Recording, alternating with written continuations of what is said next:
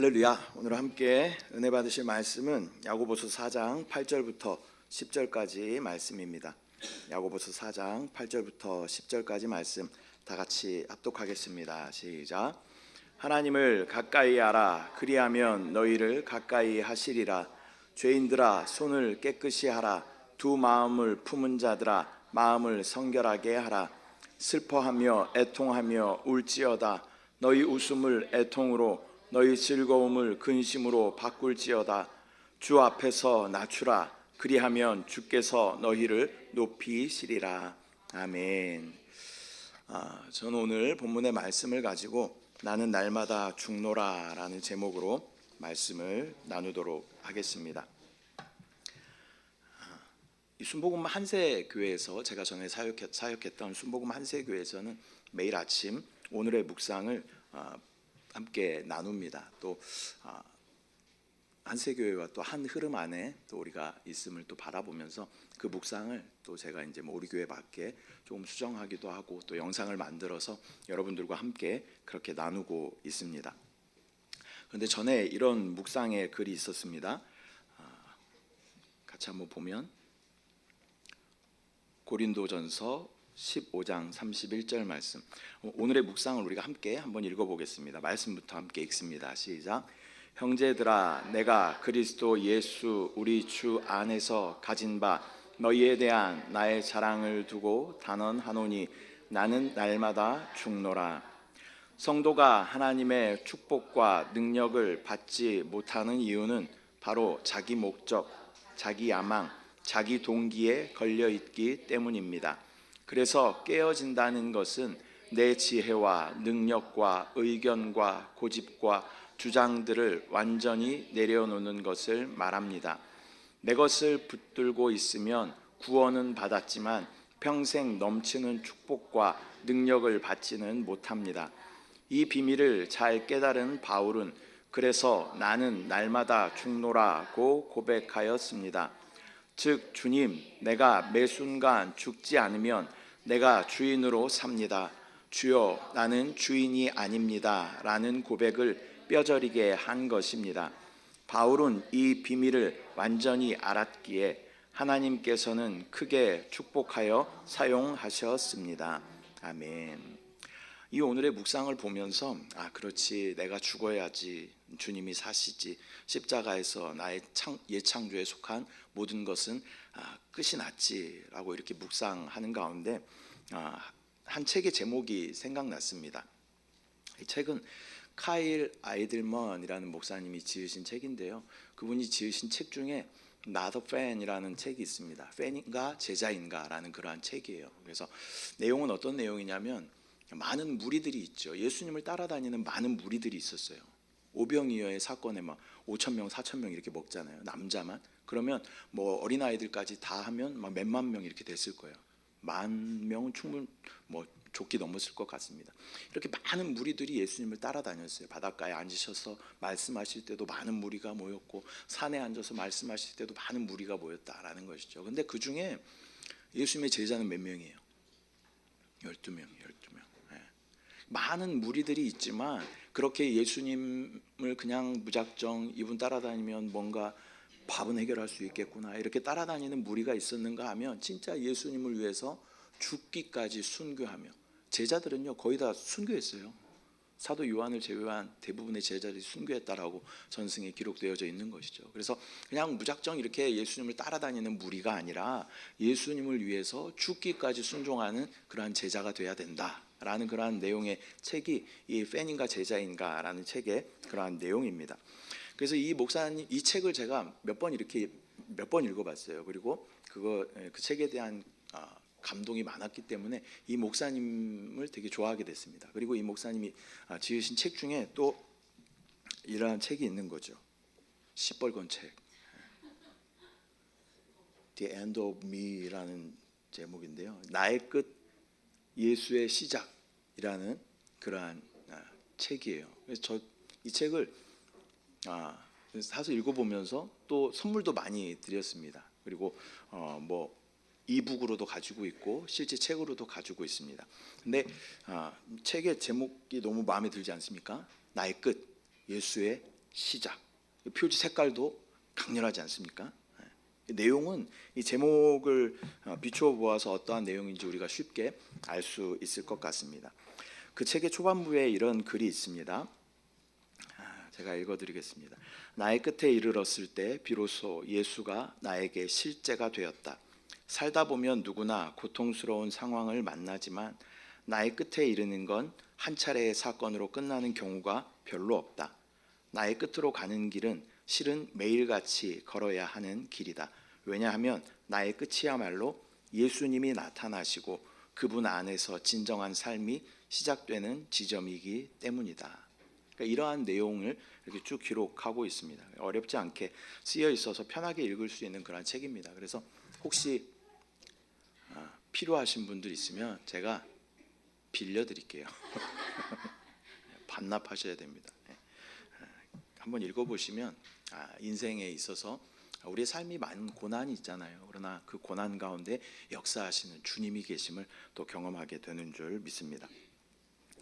우리가 우리의 삶을 붙잡고 나의 힘으로 열심히 하려고 할 때 예수님은 어쩌면 팔짱 끼고 우리를 지켜보십니다. 그러나 내가 두 손 들고 천부여 의지 없어서 내가 두 손 들고 주님 앞에 나아갑니다. 주님 앞에 이렇게 항복하게 되면, 투항하게 되면 주님은 주님의 방법으로 일하기 시작하시는 것을 경험하게 되는 것이죠. 우리가 많은 계획을 세우지만 그 계획대로 되는 경우가 거의 없습니다. 여러분 계획을 잘 세우시잖아요. 저도 계획을 엄청나게 세웠어요. 우리 어렸을 때 뭐 했어요? 방학 되면 방학 계획표를 어떻게 그렸어요? 동그랗게 그려서 몇 시에 일어나는 걸로 돼 있어요? 7시에 일어나는 걸로 항상 돼 있었지만 우리는 몇 시에 일어났어요? 어떻게 다 똑같지?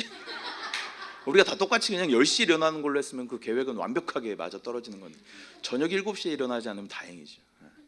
그렇게 막 계획들을 많이 세워놔요. 막 독서 막 2시간, 운동 하나도 지켜지지 않죠. 또 연초가 시작되면 우리가 뭐 해요? 연초 계획을 다 세워요. 근데 어떻게 돼요? 하나도 이루어지지 않았죠. 대부분 뭘 계획을 세워요? 다이어트를 꼭 계획에 넣지만 우리는 어때요?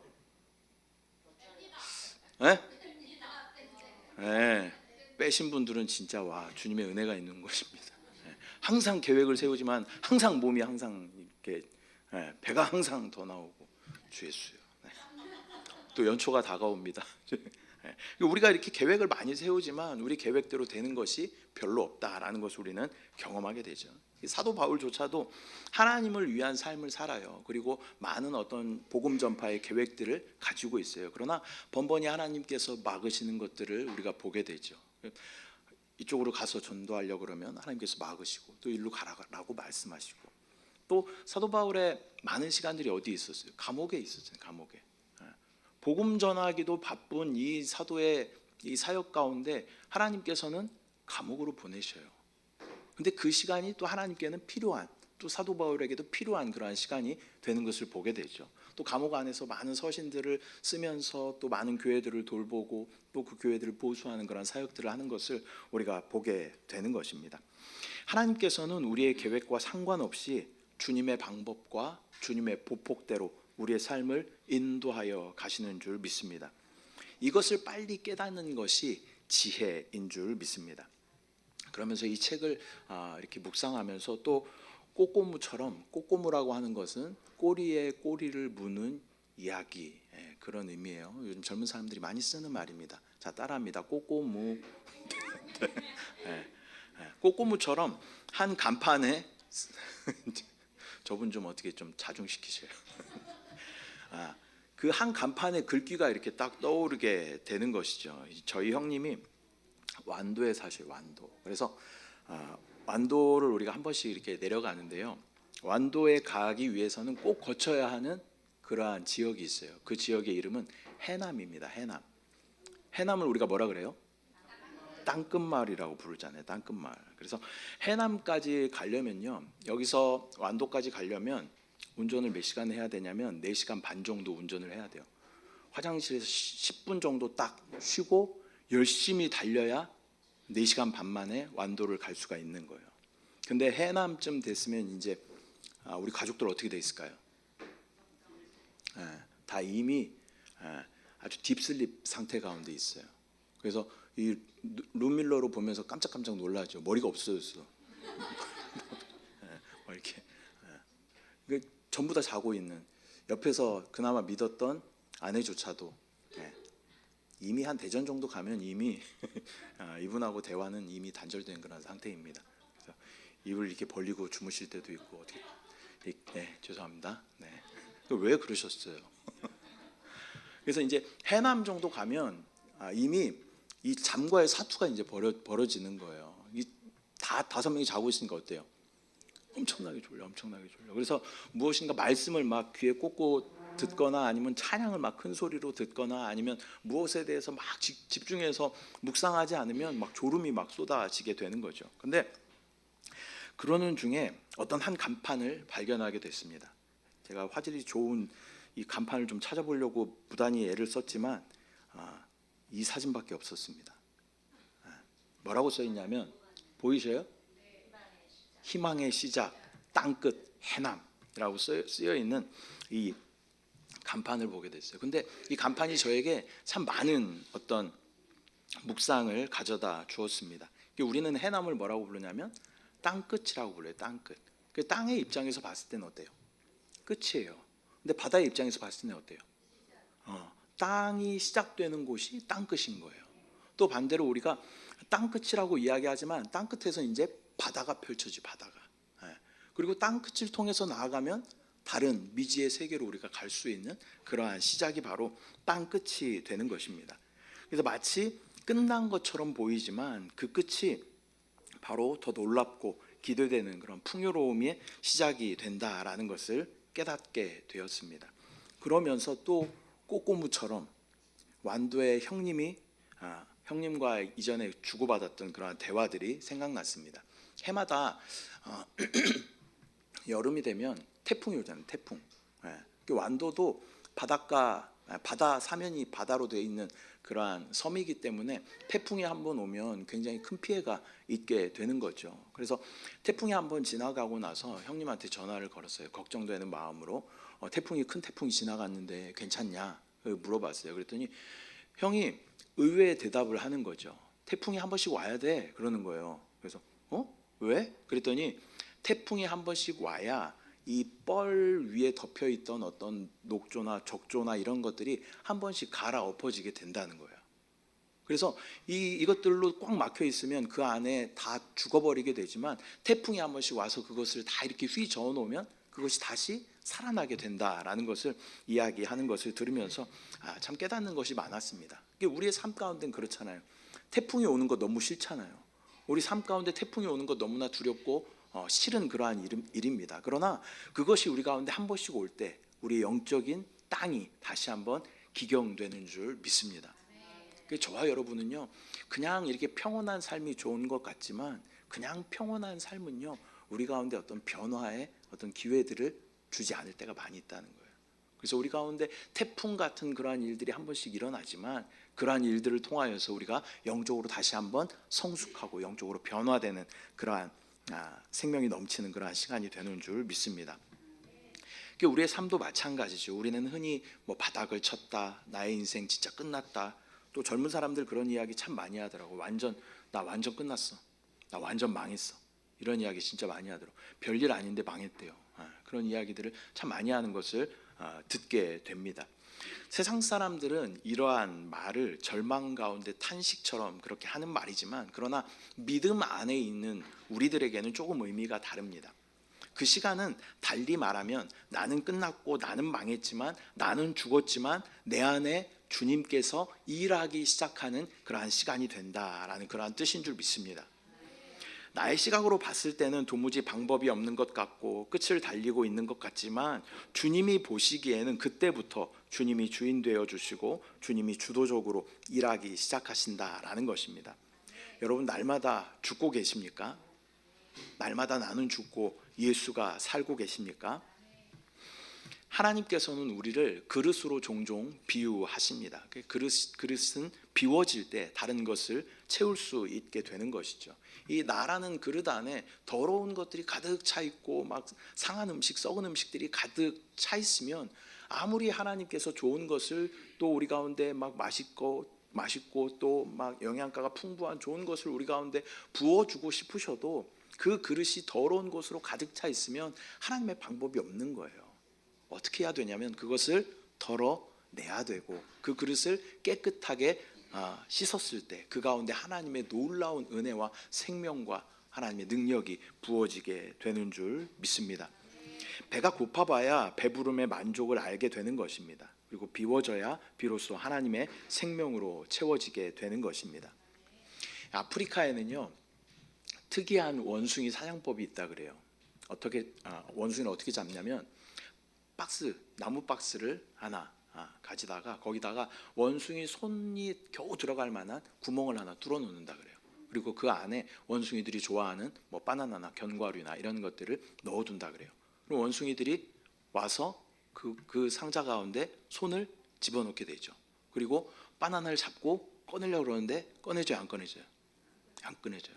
바닥에 이게 아주 강하게 고정되어 있는 박스를 아무리 빼려고 해도 빼지 못하고 그렇게 되는 거죠.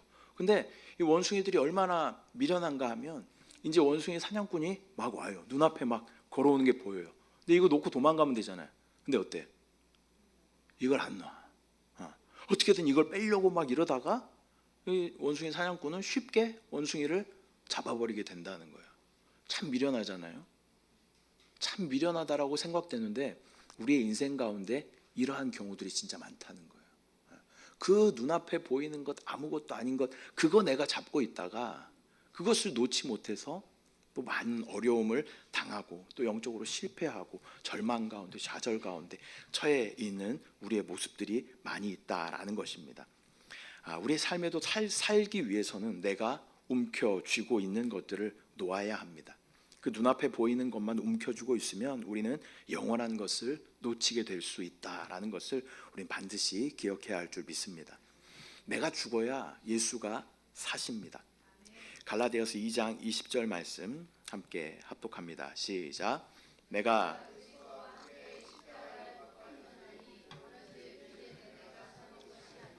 오직 내 안에 그리스도께서 사시는 것이라.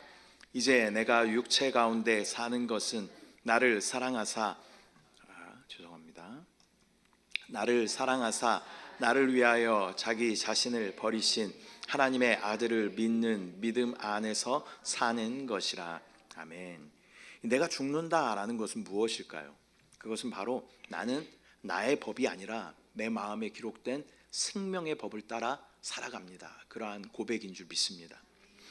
내 법을 따라 하나님을 섬기는 것이 아니라 내 법을 따라 세상의 모든 것들을 해결해 나가는 것이 아니라 내 마음에 기록된 생명의 성령의 법을 따라 하나님을 섬기고 세상을 정복하는 것인 줄 믿습니다. 나의 법, 즉 육신의 법은 사망의 법입니다. 그 법이 완전히 끝나야 예수의 법이 효력을 발생하는 것입니다. 우리는 항상 우리의 영역을 정해놓고 또 나의 방법을 총동원해 봅니다. 나의 인맥을 동원해 보고 또 나의 경험과 지식을 동원해 보고 정보를 총집합해서 뭔가를 해보려고 그렇게 합니다. 그러나 항상 결과는 실패가 더 많은 것을 우리는 경험하게 되죠. 그러나 나의 생각과 방법을 내려놓고 주님이 일하시게 하면 그때부터는 우리의 상식과 경험과 지혜를 초월하여 역사하시는 주님을 경험하게 될 줄 믿습니다. 날마다 죽는 저와 여러분 되시기를 축복합니다. 날마다 초월의 영이신 성령님이 우리를 완전히 인도하시는 그러한 귀한 삶이 되시기를 축복합니다. 마태복음 5장은요 팔복에 대해서 말씀하십니다. 마태복음 5장에서 예수님께서 이렇게 말씀하십니다. 함께 합독합니다. 시작. 심령이 가난한 자는 복이 있나니 천국이 그들의 것이미요 마음이 청결한 자는 복이 있나니 그들이 하나님을 볼 것이미요. 아멘. 첫 번째 복은 심령이 가난한 자는 복이 있다, 천국이 그들의 것이다 라고 말씀하고 있습니다. 근데 여기서 이 심령이 가난하다라고 말씀할 때 가난함이라는 것은요 그냥 뭐 다른 사람은 뭐 40평 아파트 사는데 나는 23평 아파트에 살아. 나 가난해. 이런 어떤 상대적인 가난함이 아니라요. 절대적인 가난함이에요. 진짜 찢어지게 가난하다라는 그러한 표현을 우리가 쓰잖아요. 찢어지게 가난한 그런 상태인 거예요. 다음 끼니를 걱정해야 되는 그러한 상태인 거예요. 그러니까 우리의 심령이 진짜 그렇게 나의 것은 다 빠지고 진짜 아무것도 없는 그러한 상태, 이것이 바로 심령이 가난한 자의 상태인 줄 믿습니다. 그러한 자들은 천국이 그들의 것이다 라고 말씀하고 있습니다. 천국은 누가 계신 곳이에요? 하나님 계시는 곳이에요. 그런 자들에게 하나님께서 함께 하시고 역사하여 주시는 줄 믿습니다. 또한 마음이 청결한 자가 복이 있다, 그들이 하나님을 볼 것이다 라고 말씀하고 있습니다. 여기서 마음이 청결하다라는 것은 마음이 단순하다, 마음이 단일하다, 마음이 투명하다, 그런 의미를 가지고 있는 줄 믿습니다. 그러한 자들은 하나님을 본다라고 말씀하고 있습니다. 하나님께서 우리 가운데 나타나신다라는 것은 모든 문제가 다 해결되었다라는 그러한 의미인 줄 믿습니다. 내가 완전히 끝나야 주님께서 역사하십니다. 내가 완전히 비워져야 주님의 통치가 임하십니다. 나는 나의 능력과 경험과 지식과 능력을 신뢰하지 않습니다. 주님이 나의 능력이시고 주님이 나의 지혜이시고 주님이 나의 부요이십니다 라고 우리가 겸비하게 고백할 때 주님께서는 우리 가운데 놀라운 역사를 행하시는 줄 믿습니다. 우리가 주저앉아서 고개 떨구고 그렇게 절망 가운데 낙심 가운데 있을 그때 우리 주님은 팔을 걷어붙이고 일하실 준비를 하시는 때인 줄 믿습니다. 또한 우리의 신앙생활 가운데 핵심은 한영됨과 한몸됨이다라는 말씀을 많이 드렸습니다. 이게 머리이신 그리스도와 완전히 한 영됨을 우리가 실행할 때 우리는 주님의 그 풍성함을 충만하게 누리게 되는 줄 믿습니다. 또한 모든 지체와 한몸됨을 실행하는 것이 또한 우리가 온전한 교회로 생명적인 유기체로 주님의 풍성한 생명을 누리게 되는 줄 믿습니다. 저는 이게 요즘에 몇 주, 그러니까 한 달 안 된 그런 시간 동안에 우리 교회를 보면서 너무 행복했던 게 뭐냐면요, 우리 교회가 드디어 독고다이가 아니라 서로가 서로를 돌아보고 또 챙기고 또 배려하고 이런 모습들을 보게 되는 거죠. 어떤 분이 무엇이 필요하다 그러면 또 솔선해서 그것을 도와드리고 또 그것에 감사해서 또 식사를 대접하시기도 하시고 또한 누구를 위해서 또 함께 중보하면서 기도하시기도 하시고 또 필요한 것이 있으면 서로 나누고, 초대교회의 모습이 그랬거든요. 함께 날마다 모여서 떡을 같이 떼면서 같이 자기 물건들을 함께 통용하는 그러한 교회였거든요. 그러한 모습들이 보여지기 시작하면서 마음의 기쁨과 감사가 넘쳐나는 그러한 시간들을 보내고 있습니다. 이것은요, 철저하게 내가 죽어졌을 때 가능한 거예요. 내가 나만 바라보고 나만 중요하고 나만 신경 쓰면요, 다른 사람들 돌볼 여유가 없는 거죠. 그러나 내가 죽어진다라는 것은 다른 사람들을 돌볼 여유가 우리 가운데 생긴 거예요.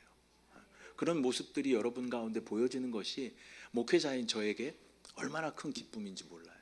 저도 이렇게 기쁜데 주님 얼마나 기뻐하시겠어요. 우리 몸이 그렇잖아요. 혼자 스스로 뭘 할 수가 없어요. 근데 교회를 뭐라 그래요? 그리스도의 몸이라고 이야기하는 거예요. 서로가 서로를 돌봐줘야 돼요. 어디가 아프면 손이 가서 그걸 만져줘야 돼요. 또 서로 도울 때 그것이 온전한 몸, 건강한 몸이 되는 것입니다. 근데 그러한 모습이 지금 우리 교회 가운데 보여지고 있다라는 거예요. 또 전화를 걸어서 내일 주일이니까 꼭 교회 나와야 된다고 전화하시는 분들이 있어요. 제가 시킨 것도 아닌데 얼마나 감사한지, 그 간증을 들을 때 얼마나 감사한지 몰라요. 또 담당해요. 누구를 몇 명 이렇게 담당해가지고 이렇게 전화하는 분들이 있어요. 또 카풀을 해서 또 교회 같이 오시는 분들, 이런 모습들이 얼마나 아름답고 생명이 넘치는 그런 모습인지 몰라요. 근데 이런 것들을 위해서는 우리가 철저하게 나를 부인할 때 가능하다라는 것입니다. 주님과 한영됨도 마찬가지고 우리 모든 지체와 한몸됨도 마찬가지입니다. 자기를 부인하지 않으면 절대 불가능한 일이다라는 것을 우리는 반드시 알아야 합니다. 내가 죽어야 주님과 한영될 수 있습니다. 또 내가 죽어야 모든 지체와 한몸 될 수 있는 줄 믿습니다. 내가 완전히 죽어질 때 주님은 일하시기 시작하시며 또 나의 차원이 아닌 주님의 차원으로 우리를 변화시키고 인도하시는 줄 믿습니다. 죽는 게 어때요, 여러분? 죽는 게 죽기보다 싫어요. 근데요, 죽어야 살아요. 이순신 장군이 한 얘기가 아니라 주님이 하신 말씀이에요. 사즉생, 생즉사 이렇게 이야기하잖아요. 죽고자 하는 자는 살 것이요 살고자 하는 자는 죽을 것이다 이렇게 이야기하잖아요. 주님이 먼저 말씀하신 거예요. 이순신 장군은 영화는 있지 않았을까? 아닐 거예요. 죽고자 하는 자는 살게 되고요, 살고자 하면 죽는 거예요.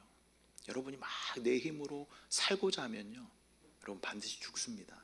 그러나 주님, 나는 죽었습니다, 주님 앞에 선언하면 여러분은 놀라운 생명력으로 살아나게 될 줄 믿습니다.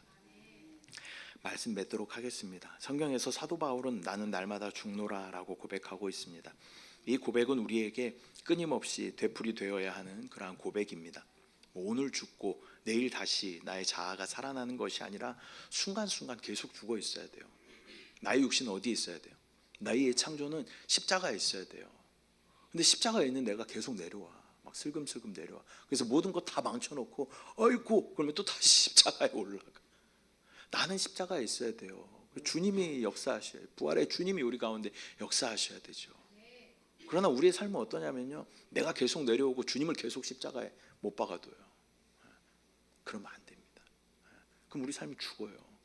나는 확실하게 끝났습니다.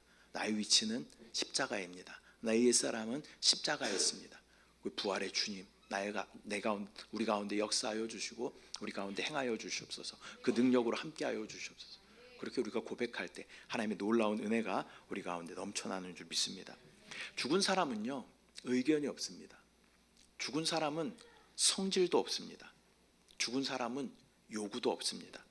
우리는 나의 유익과 손해에 관계된 그러한 부분에는 조금의 양보도 하고 싶어 하지 않습니다. 그리고 행여나 조금이라도 남을 위해서 손해를 보았다면 그것을 의의로 여기고 또 자랑하며 교만해질 때도 있습니다. 그러나 우리 주님은 우리의 수준을 한 단계 더 높게 끌어올릴 것을 요구하십니다.